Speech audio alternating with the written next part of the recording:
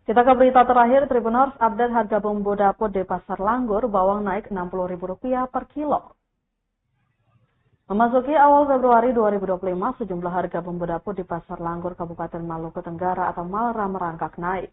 Berdasarkan pantauan Tribunamun.com Senin 3 Februari 2025, harga bawang merah dan putih kompak mengalami kenaikan tipis Rp60.000 per kilo, sebelumnya dipatok Rp50.000 per kilo.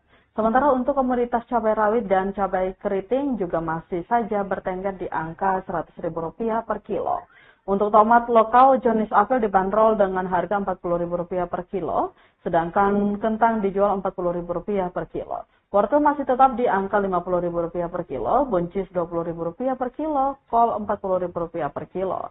Mama Mina, pedagang di Pasar Langgur, mengungkapkan biasanya harga semakin bersahabat jika stoknya melimpah.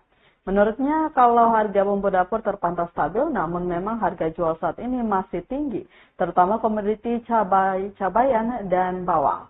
Dikatakan kenaikan harga beberapa komoditas bumbu dapur sudah sejak awal Januari 2025, bahkan cabai ada di angka Rp300.000 per kilo.